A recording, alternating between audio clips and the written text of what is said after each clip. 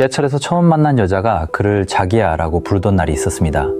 견우는 그때 그 여자가 왜 그토록 이상한 행동을 했는지 알지 못했습니다. 오랜 시간이 흐른 뒤에야 견우는 그 모든 만남이 우연이 아니었음을 깨닫게 됩니다. 사랑의 결말까지 멜로당입니다. 이야기는 견우가 2년 전 어떤 자리에 타임캡슐을 묻었던 날을 떠올리며 시작됩니다. 2년 전 바로 오늘 그녀와 전 이 자리에 타임캡슐을 묻었습니다. 견우는 언덕 위 커다란 나무 앞에 홀로 서 있습니다. 오늘은 우리가 2년 만에 다시 만나는 날이지만 그녀는 아직 나타나지 않습니다. 견우는 군대를 다녀와 복학한 평범한 대학생입니다. 사진관에서 사진을 찍던 견우에게 고모의 전화가 걸려옵니다. 견우는 죄송하다며 곧 가겠다는 말만 되풀이하고 전화를 끊습니다. 부모가 딸을 원해 견우를 어려서부터 딸처럼 키웠습니다. 친구들은 견우의 복학을 축하하기 위해 술자리를 마련합니다. 친구들이 공익근무요원이었던 견우의 제대를 놀립니다. 어머니는 작년에 하나뿐인 자식을 잃은 고모가 홀로 쓸쓸하가 지낸다고 말합니다. 어머니는 견우가 고모의 아들과 놀라울 정도로 쏙보 빼닮았다고 강조합니다. 어머니는 견우가 그곳에 가면 고모가 크게 기뻐할 것이라고 재촉합니다. 어머니는 견우에게 고모가 좋은 여자를 소개시켜 줄 것이라고 귀뜸합니다. 견우는 고모가 주선하는 만남이 뻔할 것이라며 귀찮아하며 거절합니다. 술자리를 마친 견우는 집으로 돌아가려 지하철에 오릅니다. 어느 날 밤 지하철 안에서 견우는 몹시 취해 비틀거리는 여자를 목격합니다. 그 여자는 서 있는 노인에게 다가가 당장 자리를 양보하라고 시비를 겁니다. 주변 사람들의 시선에도 아랑곳 없이 소리를 지르던 여자는 결국 그 노인에게 토하고 맙니다. 자기야. 저 아니에요. 뭐래? 저 아니에요. 그녀는 토한 뒤 주위를 둘러보다 낯선 남자에게 시선을 돌립니다. 예, 이제 주차기네. 아니 자기가 아닌. 아니 뭐가 아니야? 이리 와. 당황한 승객들이 웅성거리는 사이 여자는 견우를 향해 걸어옵니다. 여자는 견우를 갑자기 자기야 라고 부르며 그대로 바닥에 쓰러집니다. 주변 사람들은 견우를 그녀의 남자친구로 오해하고 견우는 얼떨결에 뒷수습을 떠맡게 됩니다. 견우는 정신을 완전히 잃은 그녀를 부축해 근처의 모텔로 데려갑니다. 하지만 곧바로 경찰이 출동하는 바람에 견우는 억울하게 붙들려 곤욕을 치릅니다. 다음날 정신을 차린 그녀는 견우의 휴대전화를 가져갑니다. 견우는 밤새 집을 비웠다가 어머니에게 혼나지만 고모네가 아니라 부평에 다녀왔다고 혼잣말을 합니다. 그날 이후 그녀는 아무 때나 전화를 걸어 견우를 불러내기 시작합니다. 견우는 영문도 모른 채 그녀의 부름에 응하며 묘한 관계 속으로 끌려 들어갑니다. 그녀는 만날 때마다 견우에게 온갖 무리한 명령을 내립니다. 자기 마음에 조금이라도 들지 않으면 견우를 가차없이 때리기도 합니다. 그럼 뭐 우리는 죄를 져서 여기 들어왔다는 거야?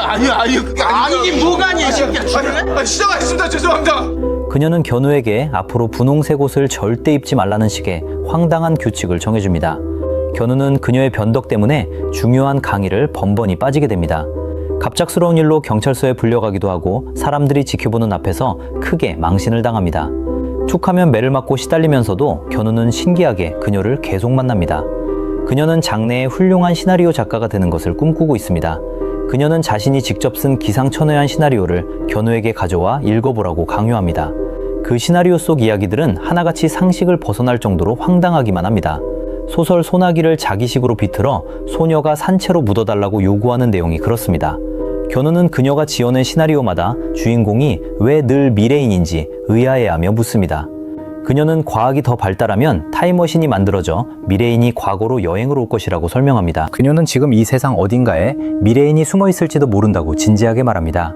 그녀는 언젠가 반드시 미래인을 직접 만나고야 말겠다고 굳게 다짐합니다. 어느 날 견우는 황당한 이야기를 하던 그녀가 슬픈 표정으로 우는 모습을 목격합니다. 그 눈물을 본 순간 견우의 마음속에는 설명할 수 없는 감정이 싹트기 시작합니다. 두 사람은 점점 더 자주 만나며 일상을 공유하는 사이가 됩니다. 견우와 그녀는 서로를 마주보며 이런 우연이 세상에 또 있겠느냐고 농담을 건네기도 합니다. 세상에 우연 중에 이런 우연이 또 있습니까? 어느덧 그녀의 생일이 코앞으로 다가옵니다. 그녀는 맞춤법을 일부러 엉망으로 틀려가며 쓴 편지를 보내 특별한 선물을 요구합니다. 견우는 그녀의 짓궂은 요구를 들어주기 위해 부지런히 발품을 팝니다. 생일을 맞이한 두 사람은 함께 번잡한 놀이공원으로 향합니다.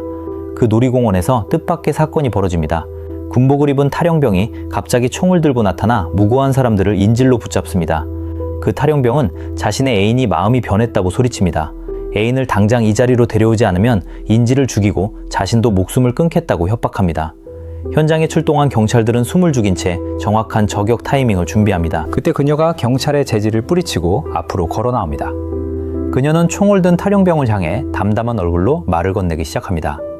애인이 마음 변했다 그랬죠? 정말 애인을 사랑했어요? 스스로한테 물어보세요. 내가 보기엔 아닌 것 같아요. 그녀는 총구 앞에서도 물러서지 않고 말을 이어갑니다. 정말 사랑한다면 사랑하는 사람 놓아줄 줄도 알아야 돼요. 그렇지 않으면 사랑한 게 아니에요. 사랑하지도 않는 사람이 남한테 시집 좀 가면 어때요? 그 말을 들은 탈영병은 흥분을 가라앉힙니다. 인질극은 아무도 다치지 않고 끝납니다. 위기 상황을 무사히 넘긴 두 사람은 학교 캠퍼스와 거리로 돌아옵니다. 지하철역과 도심 구석구석을 누비며 두 사람은 더욱 깊은 시간을 함께 보냅니다. 견우는 이제 그녀의 거친 행동 속에서도 편안함을 느끼기 시작합니다. 그녀 역시 세상 사람들에게는 까칠하지만 오직 견우에게만은 조금 다른 태도를 보입니다. 하지만 함께 웃고 떠들다가도 그녀는 종종 이유를 알 수 없는 눈물을 흘리곤 합니다. 거나하게 술에 취한 날이면 그녀는 바닥에 주저앉아 완전히 정신을 잃고 쓰러집니다. 술김에 그녀는 견우에게 자신을 올가매는 어떤 남자로부터 도저히 벗어날 수 없다는 말을 흘립니다. 견우는 그 가슴 아픈 고백 속에 담긴 무게를 어렴풋이 짐작하게 됩니다. 어느 날 그녀의 어머니는 그녀를 조용히 불러 다른 남자를 만나보라고 진지하게 권합니다. 그녀는 어머니의 등살에 떠밀려 그 자리에 나가게 됩니다. 이 사실을 알게 된 견우는 그녀가 소개팅에 나가기 전 그 상대를 몰래 찾아갑니다. 견우는 그 남자를 먼저 만나 그녀를 어떻게 대해야 하는지 하나부터 10까지 친절하게 가르쳐줍니다. 여자다운 것을 절대 요구하지 말 것과 술은 3잔 이상 절대 먹이지 말라는 당부를 전합니다. 데이트할 때는 카페에 가서 커피를 마실 것과 그녀가 때릴 때는 무조건 아픈 척을 하라고 일러줍니다. 견우는 그 남자가 그녀를 잘 대하도록 하나하나 일러둡니다. 한편 견우는 그녀의 부모에게 인사를 하러 갔다가 쫓겨나기도 합니다. 복잡한 상황 속에서도 그녀는 여전히 견우를 아무 때나 불러내고 견우는 어김없이 그곳으로 달려갑니다. 겉보기에는 예전과 다름없는 만남이 이어지지만 두 사람 사이에는 묘한 거리가 가시지 않습니다. 마침내 그녀가 새로운 소개팅 남자와 실제로 만나는 자리가 마련됩니다. 그 자리에 견우도 함께 있게 되고 두 사람은 잠시 자리를 빠져나와 야경이 보이는 난간 앞에 섭니다. 어색한 기운이 감도는 자리에서 견우는 참지 못하고 그녀에게 다가가 조용히 입을 엽니다. 이 목걸이 헤어졌다는 남자가 준 거겠지? 단순히 헤어진 거라면 그 목걸이 하고 다니지 않았을 거야. 네 성격에. 견우와 그녀는 난간 앞에 마주서서 대화를 이어갑니다. 그리고 너 가끔 그 남자한테서 벗어날 수 없다고 말했지? 그건 네가 사랑했던 사람이 이 세상에 없다는 뜻 아니야? 그녀는 견우의 갑작스러운 질문에 당황한 기색을 감추지 못하고 어떻게 그것을 알았느냐고만 되묻습니다. 견우는 그녀가 평소 목에 걸고 다니던 낯익은 목걸이를 언급합니다. 그리고 그동안 그녀가 술김에 무심코 흘렸던 수많은 말들을 하나씩 정확한 근거로 댑니다.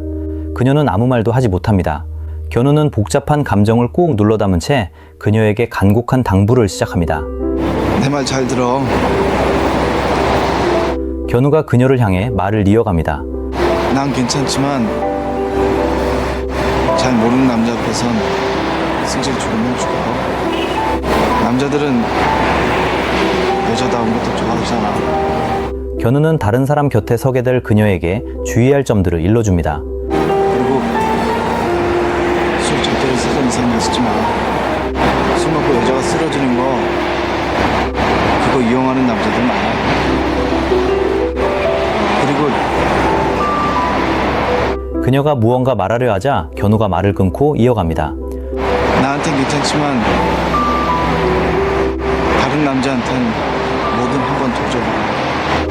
이기려고 하지 말고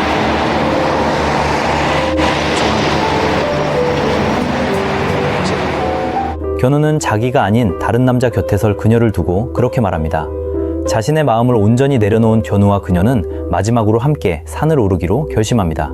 두 사람은 땀을 흘리며 정상에 올라 커다란 나무 아래에 조용히 타임캡슐을 묻습니다. 서로를 향한 솔직한 마음을 눌러 담은 편지를 타임캡슐 속에 나란히 집어넣습니다. 정확히 2년 뒤 오늘 같은 날 같은 시각에 다시 이곳에 와서 열어보자고 약속합니다.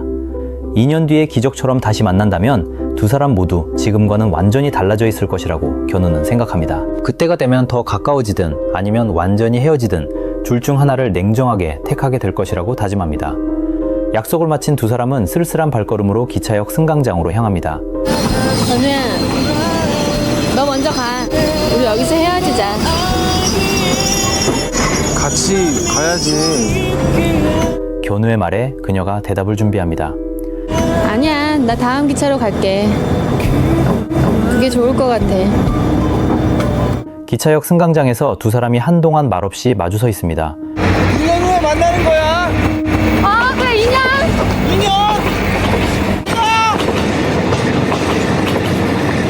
기차가 떠나는 소리와 함께 두 사람은 아픈 이별을 맞이합니다. 견우는 그녀와 헤어진 뒤 혼자 남겨진 시간 속에서 묵묵히 일상을 살아갑니다. 그렇게 약속한 2년이 흐르고 그날이 옵니다. 견우는 약속한 날 그 나무를 다시 찾아갑니다. 하지만 정작 그곳에 도착했을 때 그녀의 모습은 어디에서도 보이지 않습니다. 견우는 그 자리에서 기다립니다. 한편 시간의 흐름 속에서 그녀 역시 홀로 그 나무를 찾아온 적이 있었습니다. 그녀는 그곳을 지키던 낯선 할아버지를 우연히 만나 인생에 대한 깊은 대화를 나눕니다. 그녀는 할아버지에게 정말 만날 운명이라면 세상 어디선가 우연히 다시 마주치게 되지 않겠느냐고 묻습니다. 우리가 정말 만날 운명이라면 어디선가 우연히 마주치게 되지 않을까. 그녀는 물음에 할아버지는 잠시 생각을 가다듬고 입을 엽니다. 운명이란 말이야. 노력하는 사람한테는 우연이란 다리를 놓아주는 거야. 할아버지는 그녀의 물음에 빙그레 미소를 지으며 그 나무에 얽힌 오랜 이야기를 들려줍니다. 근데 그걸 가슴 아파하던 젊은이가 있었어. 할아버지가 젊은이에 대한 이야기를 계속합니다. 올 봄에 어디서 찾았는지 전에 있던 나무하고 똑같이 생긴 이 나무를 여기에다 옮겨와 심었지. 할아버지는 그 젊은이가 나무를 옮겨 심던 날을 떠올립니다. 젊은이가 나무를 심고 있을 때 나한테 물었지. 전에 있던 나무하고 똑같이 보이냐고. 그녀는 그 이야기를 조용히 듣고 있습니다. 나무가 죽은 걸 알면 가슴 아파할 사람이 있다면서 아무도 눈치채지 못해야 한다고 해서. 할아버지는 젊은이의 이름을 말하지 않지만 그녀는 그 젊은이가 바로 견우임을 직감합니다. 그녀는 모든 진실을 깨닫고 나직이 탄식을 내뱉습니다. 견우는 약속한 2년 사이에 그 자리에 있던 나무와 똑같은 나무를 구해에 옮겨 심었습니다. 견우의 그 행동은 곧 운명이 다리를 놓아주게 만든 노력이었습니다. 그 무렵 그녀는 한 식당에서 오랜만에 한 부인과 마주칩니다. 이 부인은 그녀가 잃은 연인의 어머니입니다. 오랜만에 만난 두 사람은 서로를 끌어안으며 반갑게 인사를 나눕니다. 그녀는 그 부인에게 그동안 영국에 1년 반쯤 다녀왔다고 솔직하게 털어놓습니다. 가슴 아픈 그 사람을 어떻게든 지우고 잊어버리기 위해 먼 타국으로 떠났던 것입니다. 부인은 그녀의 눈을 다독이며 이제는 마음이 조금 편안해졌느냐고 따뜻하게 묻습니다. 부인은 세상을 떠난 자기 아이를 떠올리며 조심스럽게 말을 꺼냅니다. 우리의 하늘나라에서 섭섭해하겠어? 아니에요. 더 좋아할 거예요. 그때 그 자리에 견우가 나타납니다. 그 부인은 견우에게 맞선을 주선했던 고모입니다. 고모는 견우를 알아보고 이 녀석이라며 반가워합니다. 고모는 망설임 없이 견우를 그 자리에 서 있던 그녀에게 다정하게 소개합니다. 이게 몇 년 만이니? 응? 내가 말도 없이 이렇게 불렀어. 견우라고. 그애하고 많이 닮았지? 고모는 사실 몇 년 전부터 견우를 그녀에게 소개하려고 계속 불렀었다고 털어놓습니다. 하지만 그동안 견우가 번번이 이런저런 핑계를 대며 자리를 빠져나갔었다고 웃으며 말합니다. 고모는 견우가 부평에 자주 오고도 자신에게 들리지 않았다고 서운해합니다. 견우가 끝까지 거절했던 고모의 소개팅 자리가 결국 지금 이 자리였습니다. 고모는 그녀에게 이번 기회에 견우와 꼭 한번 진지하게 사귀어보라고 적극적으로 권합니다. 이 사람이라면 그녀의 상처를 보듬고 마음을 편안하게 만들어줄 수 있을 거라고 믿었기 때문입니다. 고모는 문득 견우를 바라보며 견우도 예전에 영국에 간다고 하지 않았느냐고 묻습니다. 고모의 질문을 들은 견우는 묘한 표정을 지으며 담담하게 대답합니다. 이제 가도 돼요. 견우가 이제 영국에 가지 않아도 된다고 하자 고모는 영문을 몰라하며 이유를 묻습니다. 고모는 두 사람이 서로 알고 지내던 사이였는지 놀라며 되묻습니다. 그녀는 못 믿겠지만이라며 조심스럽게 입을 엽니다. 나 미래인 만난 것 같아. 바로 너의 미래. 오래전 그녀가 반드시 미래인을 만나고 말겠다던 말이 그대로 이루어진 순간입니다. 엇갈렸던 두 사람의 인연은 마침내 돌고 돌아 제자리를 찾습니다. 견우는 그 모든 일을 돌아보며 마지막으로 말합니다. 전 이렇게 그녀를 다시 만났습니다. 너무 우연이라고요? 우연이란 노력한 사람에게 운명이 놓아주는 달이랍니다. 영화 엽기적인 그녀였습니다.